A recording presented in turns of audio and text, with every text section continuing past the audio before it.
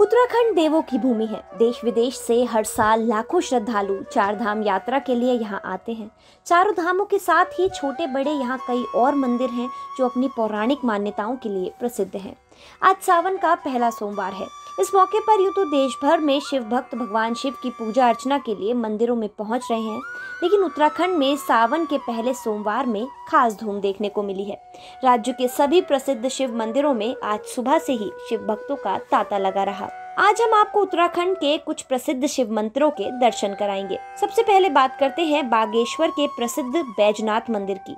बाबा बैजनाथ का मंदिर उत्तराखंड के प्रसिद्ध मंदिरों में से एक है। ये वो जगह है जहां भगवान शिव के पुत्र कार्तिकेय का जन्म हुआ था। गोमती के तट पर स्थित बैजनाथ मंदिर की खासियत ये है कि इसे कत्यूरी राजाओं ने सिर्फ एक रात में बनवाया था। मान्यता है कि बैजनाथ मंदिर में जो श्रद्धालु जलाभिषेक करते हैं उनकी सभी मनोकामनाएं पूरी होती हैं। यही वजह है कि आज सावन के पहले सोमवार के दिन भारी संख्या में श्रद्धालु बैजनाथ मंदिर पहुंचे हैं।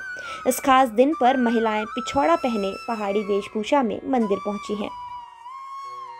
आज श्रावण मास का पंचमी तिथि तथा श्रावण मास की पहला सोमवार पड़ा हुआ है। आज के दिन भोलेनाथ जी की पूजन इत्यादि चीजें की जाती हैं। भगवान भोलेनाथ जी आज हम बैठे हुए हैं बैजनाथ धाम पर, जहां भोलेनाथ जी विवाह के समय इस स्थान पर कुछ क्षण आराम विश्राम करते हुए इस रास्ते से निकले हुए हैं। और भोलेनाथ जी के लिए यह धाम बैद्यनाथ के नाम से प्रसिद्ध है। यहाँ बाबा भोलेनाथ जी ने कुछ समय विश्राम किया और माँ स्वयं साक्षात यहाँ विराजमान है। माँ भोलेनाथ जी तथा माता पार्वती जी का यहाँ स्थान माना गया है और यहाँ हम हमेशा भोलेनाथ जी तथा माता पार्वती जी का पूजन अर्चन करते रहते हैं। आज श्रावण मास में आज यह पहला सोमवार पड़ा हुआ है। आज हम भोलेनाथ जी का पूजन व अर्चन कर रहे हैं। बैजनाथ मंदिर के बाद अब आपको लिए चलते हैं ऋषिकेश के प्रसिद्ध नीलकंठ महादेव मंदिर। तीर्थ नगरी ऋषिकेश से 26 किलोमीटर की दूरी पर स्थित पौराणिक नीलकंठ महादेव मंदिर में हर साल सावन के महीने में करोड़ों की संख्या में श्रद्धालु पहुंचते हैं। इस मंदिर की मान्यता है कि समुद्र मंथन के बाद जब भगवान शिव ने विष पिया था तो उस विष के प्रभाव को शांत करने के लिए इसी जगह पर करीब 60 साल तक समाधि धारण की थी। भगवान शिव जिस वट वृक्ष के नीचे समाधिस्थ हुए थे उसी स्थान पर अब भगवान शिव स्वयंभू लिंग के स्वरूप में विराजमान है। आज भी मंदिर में स्थित शिवलिंग पर नीला निशान दिखाई देता है। बीते 2 सालों से कोरोना के चलते कावड़ यात्रा बंद होने से इस साल भारी संख्या में श्रद्धालु कावड़ में जल भरकर नीलकंठ मंदिर पहुंच रहे हैं। नीलकंठ मंदिर के बाहर जलाभिषेक के लिए कावड़ियों की कई किलोमीटर लंबी लाइनें लगी हुई हैं।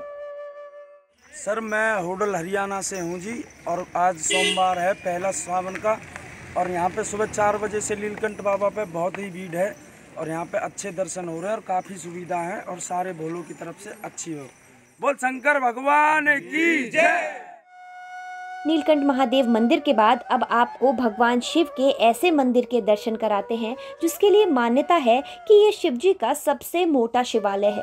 मोटेश्वर महादेव मंदिर के नाम से प्रसिद्ध ये मंदिर उधम सिंह नगर के काला ढूंगी वन क्षेत्र में आता है। उदासिनी पंचायती बड़ा अखाड़ा के बाबा सेवादास की माने तो ये शिवालय दुनिया का सबसे बड़ा शिवालय है। आज सावन के पहले सोमवार के दिन दूर दूर से श्रद्धालु मोटेश्वर मंदिर में भगवान शिव को जल चढ़ाने पहुंच रहे हैं।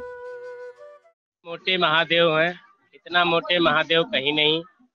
यहाँ जो 21 दिन मनोकामनाएं लेकर के आता है उसको प्रथम मनोकामनाएं सभी पूरी हो जाती, चाहे पुत्र की हो, धन की हो, कोई भी लालसा लेके आता है इंसान मोटे महादेव में, उसकी सभी मनोकामनाएं पूरी होती हैं।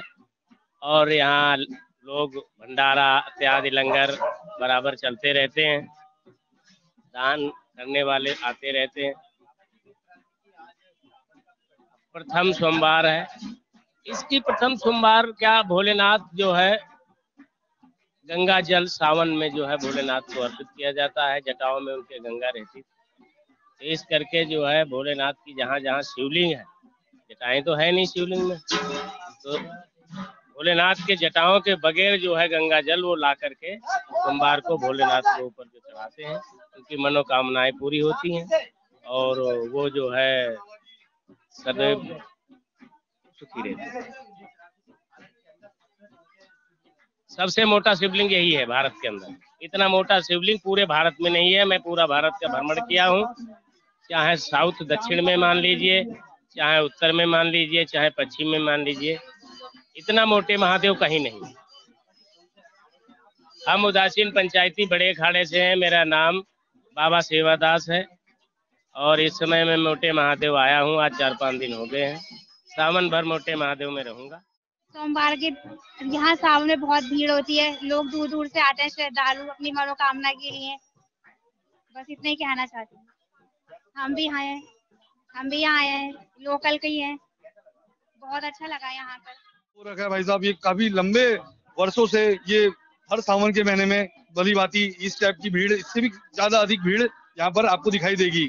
आज तो पहला सोमवार है, भक्तों का आना लगा है और आने वाले में बहुत, क्योंकि बाबा की बहुत कृपा है हर भक्तों के ऊपर। काफी श्रद्धा जुड़ी है यहाँ से, इस मंदिर से। सभी प्रदेशवासियों और सभी देशवासियों को पवित्र सावन की बहुत बहुत शुभकामनाएं, बहुत बहुत बधाई। देखो, ये तो भोलेनाथ हैं, इनका रूप निरंकार है, ठीक है। ये मोटेश्वर महादेव है। यहाँ पे लोग, बहुत पुरानी इनकी मान्यता है, यहाँ पे लोग जल चढ़ाने आते हैं। भोलेनाथ है, कहना ना कोई सम्मान का, ना अपमान का भय, सिर्फ खाली पवित्र गंगा जल चढ़ाइए, बेलपत्र छोड़िए, उससे उनका श्रृंगार करिए और हमेशा भोलेनाथ की ऐसी कृपा पूरे प्रदेशवासियों के ऊपर बनी रहे। अब बात करते हैं चमोली के ज्योतेश्वर महादेव मंदिर की। जोशीमठ स्थित ज्योतेश्वर महादेव मंदिर की ये मान्यता है कि यहाँ भगवान शंकर के 11वें अवतार आदि गुरु शंकराचार्य ने 2500 साल पुराने अमरकल्प वृक्ष के नीचे 5 साल घोर तपस्या कर दिव्य ज्ञान की ज्योति प्राप्त की थी। यहीं से उन्होंने लुप्त हो रहे सनातन धर्म की रक्षा की थी। सभी मनोकामनाओं को पूरा करने वाला 2500 साल पुराना अमरकल्प वृक्ष अभी भी यहाँ मौजूद है। आज सावन के पहले सोमवार के मौके पर ज्योतेश्वर महादेव मंदिर पर सुबह से ही भक्तों का तांता लगा हुआ है। ये भगवान ज्योतेश्वर महादेव है यहाँ पर, और ये स्थान बहुत ऐतिहासिक है। यहाँ से सनातन धर्म का इतिहास जुड़ा हुआ है। कल्प वृक्ष है, उसके नीचे भगवान ज्योतेश्वर महादेव। तो ऐसी मान्यता है कि यहाँ पर आज से 2500 वर्ष पहले जो है आदि शंकराचार्य जी आए थे और उन्होंने भगवान शंकर की यहाँ पर उपासना करी 5 वर्षों तक बैठ करके, और उनको यहीं पर दिव्य ज्ञान ज्योति के रूप में उनको प्राप्त हुआ। तो उस ज्योति का प्रकाश उन्होंने पूरे भारतवर्ष में फैलाया, सनातन धर्म का प्रचार प्रसार किया और इस जगह का नाम रखा ज्योतिर्मठ। तो ज्योतिर्मठ का ये बहुत प्राचीन शिवालय है और ये सतयुग का माना जाता है। जब समुद्र मंथन हुआ तो उसमें से 14 रत्न निकले थे, तो उसी में से कल्प वृक्ष जो मोक्षदायिनी धाम में आया स्वर्ग में, तो यही मोक्षदायिनी धाम है। और आज सवेरे प्रातः 4 बजे भगवान ज्योतेश्वर महादेव के कपाट खुले और 2 साल के कोरोना काल के बाद इस समय तीसरे साल में जो है काफ़ी संख्या में जो है भक्त लोग यहाँ पर आ रहे हैं। और ऐसी मान्यता है कि भगवान ज्योतेश्वर महादेव को जो भी भक्त जो है जल चढ़ाता है, बिलपत्र चढ़ाता है, भगवान उसकी मनोकामना जो है पूर्ण करते हैं। केदार में ऐसा है कि भविष्य बद्री और भविष्य केदार जो है, तो वो शिवलिंग जो है बढ़ रहा है धीरे धीरे, और भविष्य में ऐसा बदलाया गया है कि भविष्य बद्री और भविष्य केदारनाथ की ये पूजा जो है आगे आने वाले समय में होगी। पहला सोमवार है सावन का, तो इसका अलग ही महत्व होता है। पहला सोमवार है तो लोगों की भीड़ होती है, और आज उसी हिसाब से सुबह लगभग 3 बजे से मंदिरों में भीड़ चल रही है। अभी हम भी दर्शन के लिए आए हैं और आशा करते हैं कि ये सोमवार पूरे देश में सुख शांति लाए और सभी पे शिव जी की कृपा रहे और सभी लोग जीवन में अच्छा